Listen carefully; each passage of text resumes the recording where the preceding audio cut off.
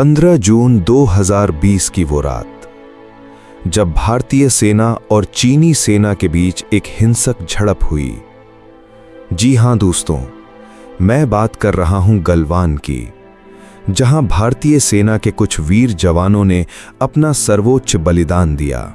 गलवान की पूरी कहानी को समझने के लिए हमें पहले इसके इतिहास को समझना होगा। भारत और चीन के बीच लगभग 3400 किलोमीटर लंबी एक सीमा रेखा है, जिसे LAC यानी लाइन ऑफ एक्चुअल कंट्रोल कहा जाता है।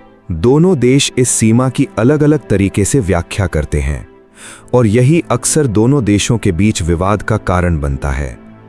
LAC पर मुख्य रूप से 3 क्षेत्रों में विवाद की स्थिति बनती है। पश्चिमी क्षेत्र, जिसमें अक्साई चीन लद्दाख का इलाका आता है, मध्य क्षेत्र जिसमें हिमाचल और उत्तराखंड के इलाके, और पूर्वी क्षेत्र जिसमें अरुणाचल प्रदेश के इलाके आते हैं। गलवान घाटी दरअसल पश्चिमी क्षेत्र में आती है। 1950 में चीन ने अक्साई चीन में एक सड़क बनाई जो शिनजियांग को तिब्बत से जोड़ती थी। क्योंकि चीन के इरादे नेक नहीं थे, तो भारतीय सेना ने इसका विरोध किया और दोनों देशों के बीच तनाव के चलते 1962 में साइनो इंडियन वॉर हुआ, जिसमें भारत को नुकसान झेलना पड़ा और चीन ने अक्साई चीन पर अपना नियंत्रण बनाए रखा।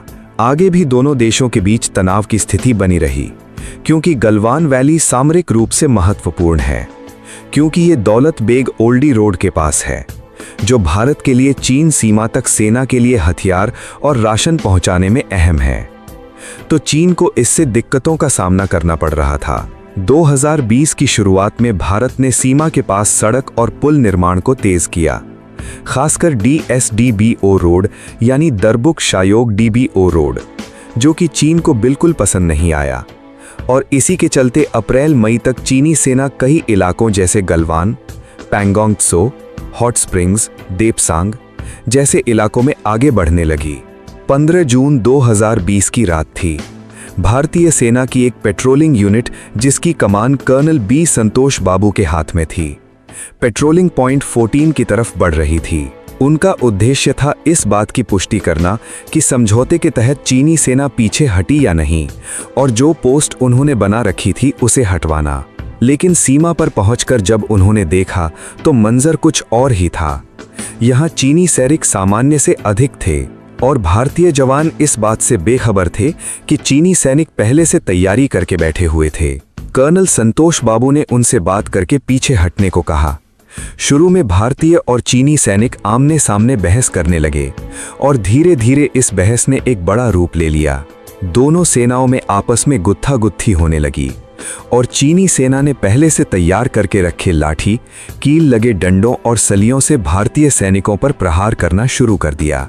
क्योंकि समझौते के तहत उस एरिया में गोलियां नहीं चलाई जा सकती थीं, तो भारतीय सैनिकों ने बंदूक का उपयोग नहीं किया और धीरे धीरे दोनों ओर के सैनिकों के बीच पत्थर और डंडों से झड़प हुई, जिसमें भारतीय सैनिकों को गंभीर चोटें आईं। ढलान पर लड़ाई के कारण कुछ सैनिक नीचे की ओर फिसल गए। वहीं से गलवान नदी का प्रवाह था, तो कुछ सैनिक नदी में जा गिरे। सर्दी ज्यादा थी और नदी का पानी इतना ठंडा जो असहनीय था, और प्रवाह भी तेज था। ये लड़ाई लगभग 6 घंटे तक चली। भारतीय सैनिकों ने दुश्मन का डटकर मुकाबला किया, लेकिन उनके पास लड़ने के लिए पर्याप्त साधन नहीं होने से कुछ सैनिक उसी झड़प में शहीद हो गए, जिनमें कर्नल संतोष बाबू भी थे। भारतीय सेना ने इस झड़प में अपने 20 जवानों की शहादत की पुष्टि की, लेकिन चीन खामोश था। उसने बाद में अपने 3 जवानों को खोने का दावा किया। इस घटना के बाद भारतीय सैनिकों में आक्रोश बढ़ गया और रिपोर्ट्स के अनुसार 16 बिहार रेजिमेंट की एक यूनिट ने पोस्ट पर जवाबी हमला किया और चीनी सेना को भारी नुकसान पहुंचाया। उन्होंने चीनी सेना को पीछे खदेड़ा और 1 किलोमीटर तक पीछा किया। इसके बाद दोनों देशों में तनाव फिर बढ़ा और भारत सरकार ने चीनी सामानों और चीनी ऐप्स पर बैन लगा दिया और सीमा पर अपनी यूनिट्स को पूरे साधनों के साथ तैनात कर दिया। युद्ध होने के हालात पैदा हो गए, लेकिन बाद में कुछ सैन्य वार्ता हुई। 18 से ज्यादा दौर की बातचीत हुई और धीरे धीरे कुछ क्षेत्रों में डिसएंगेजमेंट हुआ और युद्ध को टाला गया।